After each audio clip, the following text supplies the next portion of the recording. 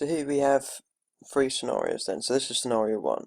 So we have an investigation of a range of drinks being digested after submaximal performance in aid of recovery.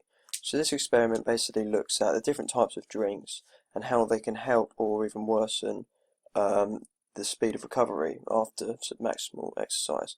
So there will be drinks like fizzy drinks, energy drinks, warm drinks such as tea and coffee, and alcohol and water. So basically this will then, so the test subject will then drink after they've done submaximal exercise basically to see, and then wait a while basically to see if it helps recovery compared to if you were to drink a normal, so say for example water or an energy drink, and see how far the difference is. So with this then we then have deception.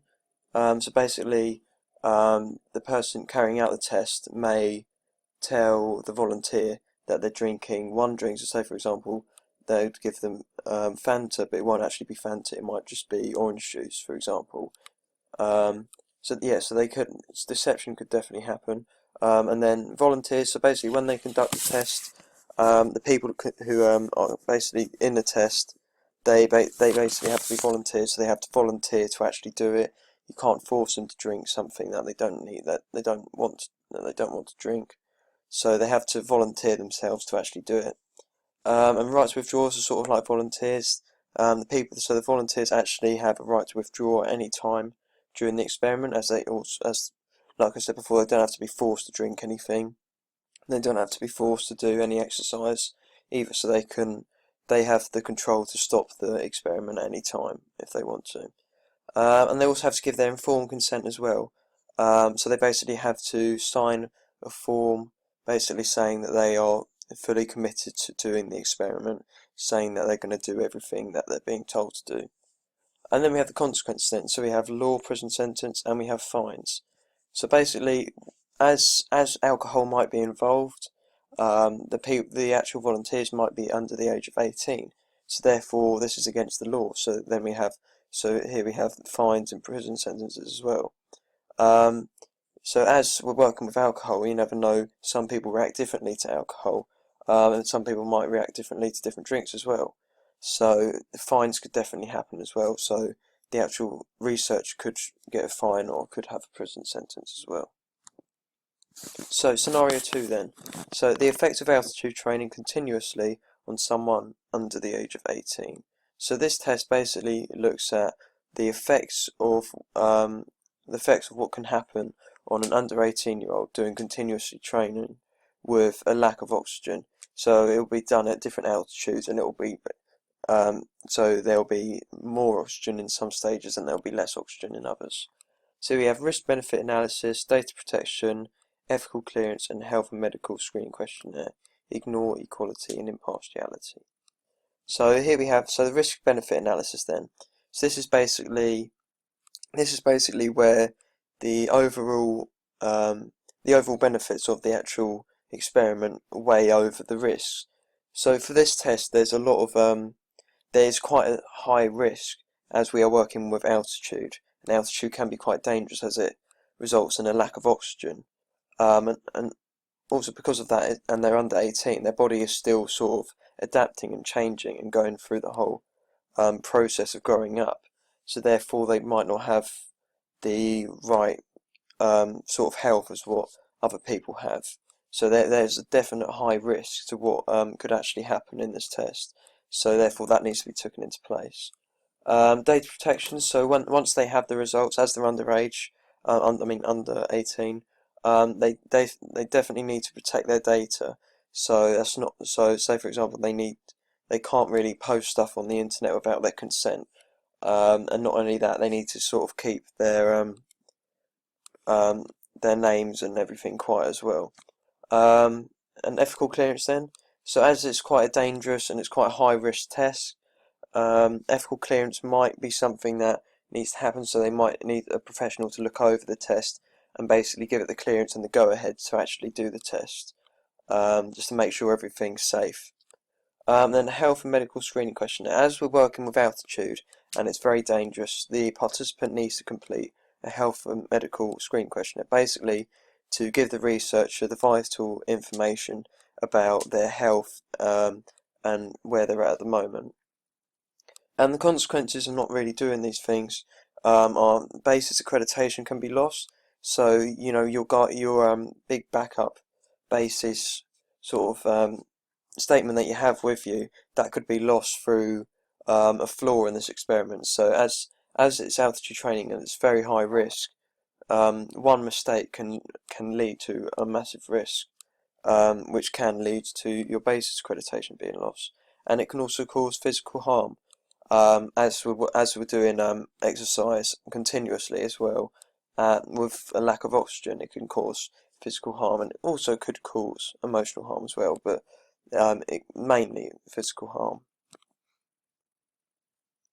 And then the last scenario then, so we have an investigation of a range of temperatures and how they can affect performance. So basically with this test we'll conduct different sort of exercise sessions, and we will change the temperature in the room or wherever we're doing it, basically to see if there's a difference when you train in hotter temperatures compared to colder temperatures and compared to room temperatures as well. So with this then, BASIS basically, you need to, they sort of need to look over it, and sort of like the ethical clearance, they need to give you clearance, but also basically you use BASIS just to see if the experiment is good or not for the go ahead really. And then participants disclaimer. Yes, so participants disclaimer then, so basically where the participant has to basically sign a form saying that if they do everything they're told, that they can't get injured, and um, they can't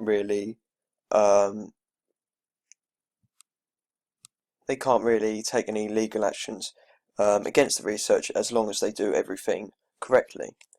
Then we have researcher responsibility then. So basically the researcher is responsible for anything that happens in the test, and they need to know that as well. So they have to be in charge of all the health and safety things, and they also have to be in charge of all the risk and anything that can go wrong. So as we're working at different ranges of temperatures, things can obviously go wrong, and people could either faint, for example, or even pass out. And it's because their body may react differently depending on how hot or how cold the area is. And then scientific misconduct, so the range of temperatures could be too hot or too cold.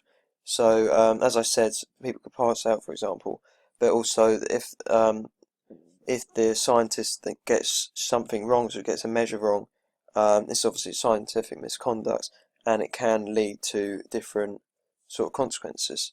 So we have the two consequences then. So we have ethical training and reprimand or suspension. So basically ethical training. So with this experiment, it can be quite easy for something to go wrong, and not only that, we're not too sure how um, not too sure basically how the experiment is going to work or how it's going to finish. So basically, if something does go wrong, then the researcher will need ethical training to basically improve their awareness of the areas that they go wrong in. And then reprimand or suspension. So basically, if something does go wrong, obviously the researcher's responsibility. So the researcher is responsible for anything that if it does go wrong. But not only that, they may suffer a suspension from doing any other experiments in the future. So the last scenario, I didn't mention that, I forgot about scenario 4. I didn't say that. So, and then the last scenario then, scenario 4, so the effects of punishment on child footballers. So basically in this experiment we're looking at how punishment um, can affect a child performance basically. So if a child was basically to miss a shot, for example, in football, we're basically looking at sort of the reactions of the child and how they affect their performance, and if they play better or if they play worse. So here we have the Institutional Ethics and Review Committee then. So this is basically like BASIS. So um, they basically look at what's good about the test and what's bad about the test, and they sort of weigh it up and basically give you um, an overall explanation as to how you should do the test, for example. Equality and impartiality then. So you basically need to have um, the basic. So basically, the test needs to be done so it's equal. So you can't just have all boy childs and no girl childs, for example. So they need to have like a sort of range of different people, so that the test can be fair, and not only that, it's got to be equal to different people as well. Health and safety. So as we're working with child footballers, health and safety is definitely something that needs to be taken into consideration, because as they're small children, they can't really do the same sort of things as fully grown adults can.